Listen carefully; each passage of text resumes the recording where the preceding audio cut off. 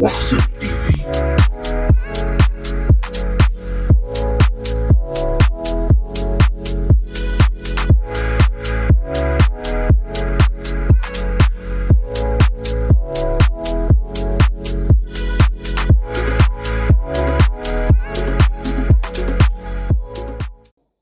Qu'est-ce que nous attendons du consortium?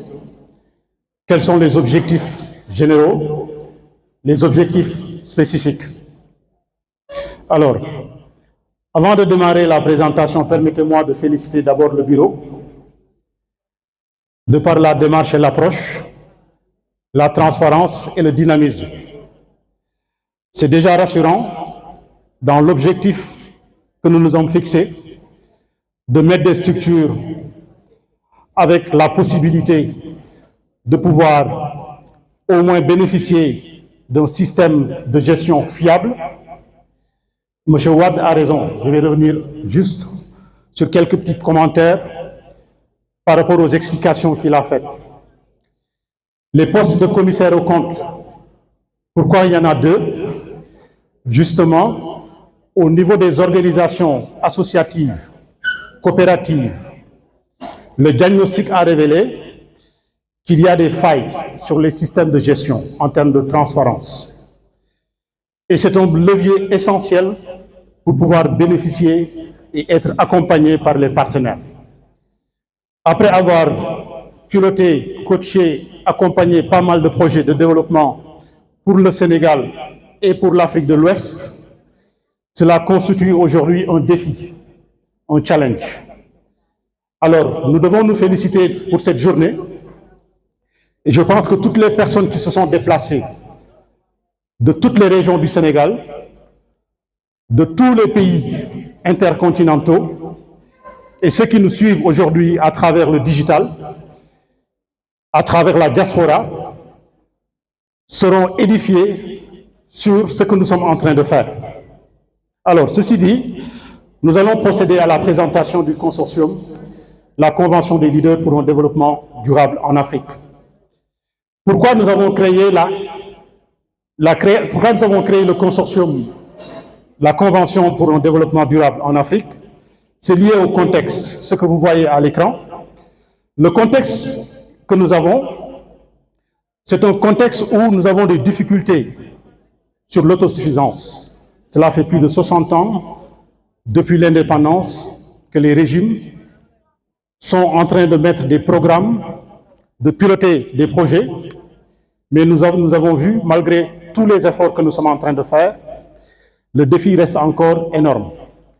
Alors, l'autre défi, c'est un défi organisationnel. C'est un défi organisationnel par rapport aux structures aujourd'hui qui sont habilitées à pouvoir mettre des objectifs sur ces organisations-là et ces institutions-là.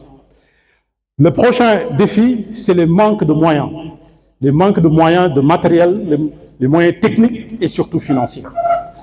Alors, nous remercions aujourd'hui le ministère de l'économie solidaire qui a donné l'engagement d'accompagner la coopérative qui vient de naître. Donc, c'est quelque chose qu'il faut saluer. Cela va dans ce que nous appelons aujourd'hui les accompagnements financiers. L'approche doit être endogène.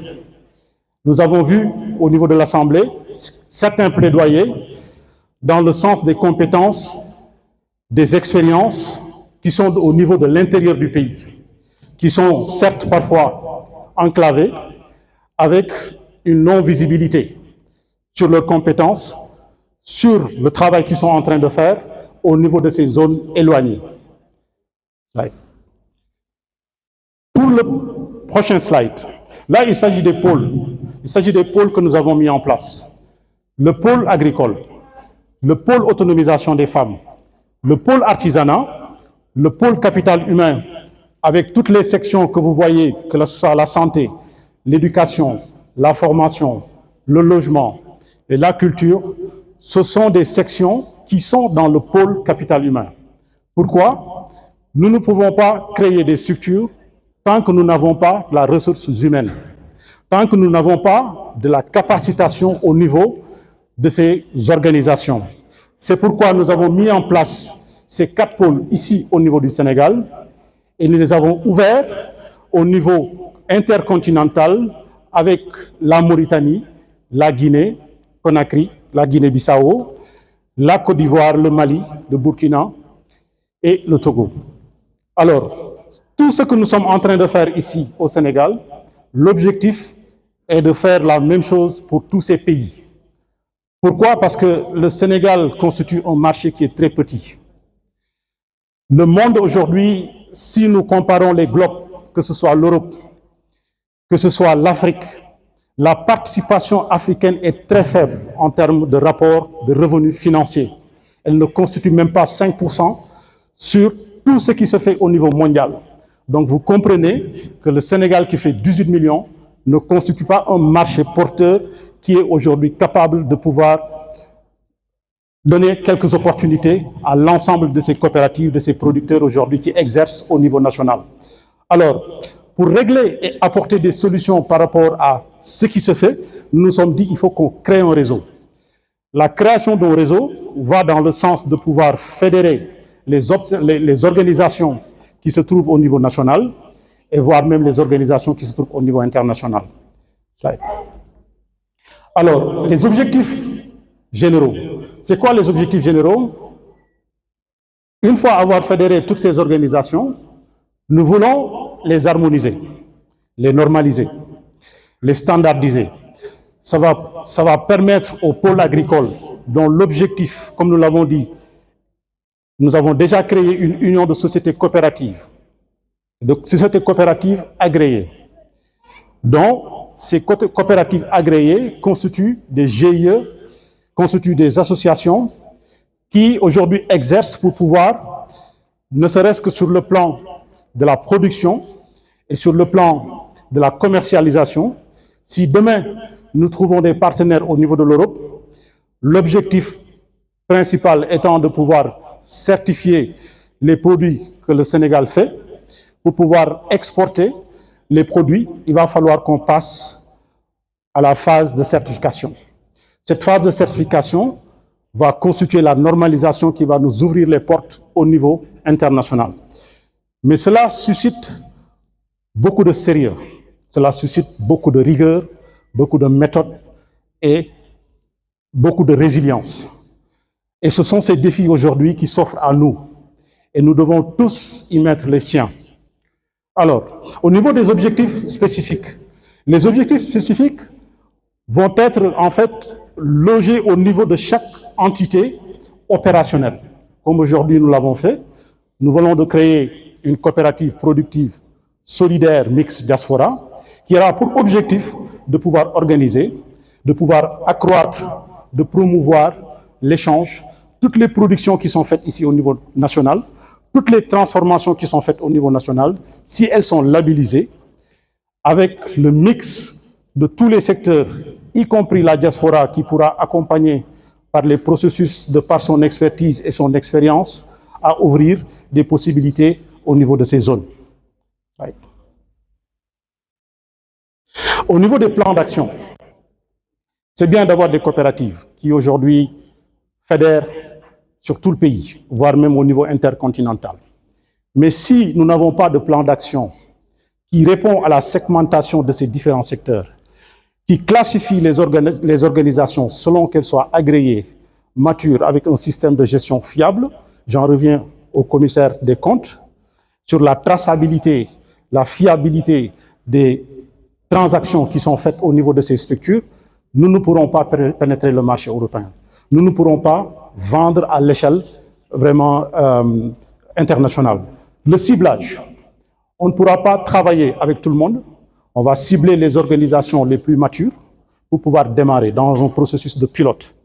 Au niveau des investissements, nous allons investir, le consortium va investir et le consortium va chercher des partenaires qui vont investir sur ces structures qui sont déjà prêtes.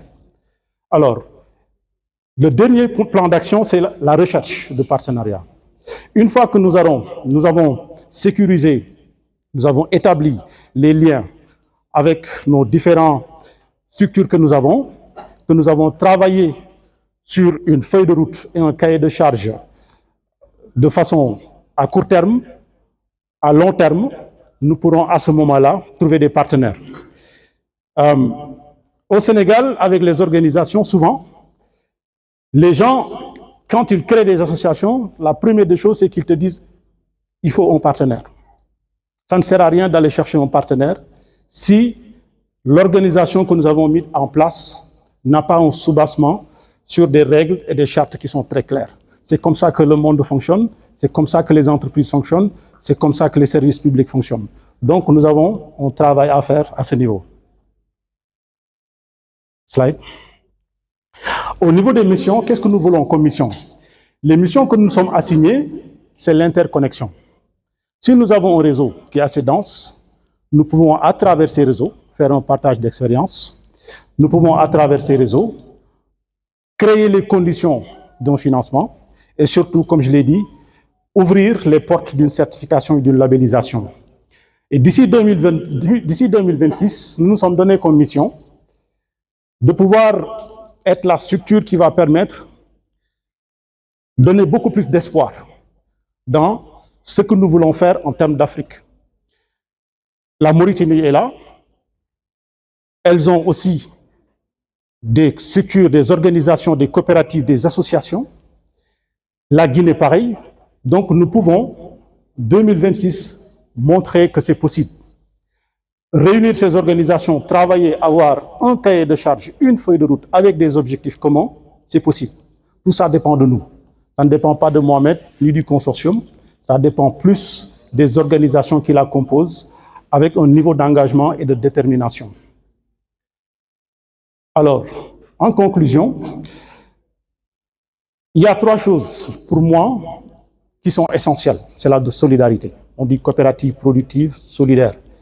Et nous avons vu à l'exposé sur les candidatures, nous avons déjà vu ce principe de solidarité, de reconnaissance de soi. Les valeurs humaines, en Afrique, nous les avons, mais nous avons tendance à les oublier parfois. Là où nous avons besoin des valeurs humaines, c'est dans le circuit économique. De façon traditionnelle et de façon culturelle, on le montre dans la société, dans les maisons. Mais il s'agit aujourd'hui d'un pouvoir économique, d'un levier qui va nous permettre de montrer ce que nous savons faire, le savoir-faire sénégalais, de montrer qui nous sommes et de quoi nous sommes capables. Je vous l'ai dit en introduction, au niveau de ce qui se passe d'un point de vue mondial, nous pouvons dire que l'Afrique n'existe quasiment pas. C'est une réalité, ce sont des chiffres. Ce n'est pas une volonté ou des paroles, de la théorie. Non, ce sont des choses concrètes. Nous avons plein de potentiel, nous avons plein de richesses que nous n'arrivons pas pour le moment à exploiter. Alors, de ce point de vue, il y a 3 choses qui me semblent très importantes. C'est la solidarité, c'est le professionnalisme et la vision. La vision, pourquoi? Parce que le développement ne se fait pas en 1 an. Le développement ne se fait pas en 5 ans, ni en 10 ans.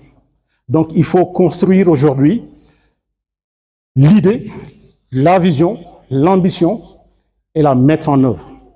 Peut-être que c'est nous qui allons commencer, ce sont nos fils et nos arrière-fils qui vont continuer, mais il y a un début. Donc, voici un peu l'explication du consortium qui aujourd'hui fait son chemin après plus de 7 mois d'existence. J'en profite pour vraiment remercier et saluer les personnes qui travaillent de façon volontaire. C'est que du bénévolat. Les experts qui travaillent dans le consortium. Je félicite le comité d'organisation de l'autonomisation des femmes. Et là, je vais faire un témoignage. Ça fait 6 semaines que je travaille avec le comité d'organisation. Je ne l'ai jamais fait en presque plus de 10 ans d'accompagnement de projets de développement avec des structures qui se trouvent ici au Sénégal, voire même en Afrique. La détermination que j'ai vue, nous avons fait des meetings virtuels du Luxembourg quasi toutes les semaines. Les 10 derniers jours, nous avons fait des meetings journaliers de 30 minutes pour réussir cette journée-là. C'est pour dire aujourd'hui que la femme a toute sa place dans le développement de ce que nous sommes en train de faire. Ils l'ont démontré de par leur solidarité, ils l'ont démontré de par leurs compétences et surtout de par leurs valeurs. Donc c'est quelque chose aujourd'hui que nous devons saluer, nous devons encourager et nous devons permettre à toutes les autres organisations de faire pareil. Alors, on va peut-être faire la présentation maintenant en Wolof. S'il n'y a pas de questions, on va faire peut-être quelques questions au niveau de la présentation qui vient d'être faite. Et puis nous, jàll ci Wolof bi bu ko defee après ñu mën a clôturer parce que nit ñi fu ñu jógee sori na. Je pense que depuis plus de 10 heures ñun ñaa ngi toog dinañ leen libérer di wax rek ni voilà liggéey bi foog naa mi ngi soog a démarrer et jërë ngeen jëf voilà.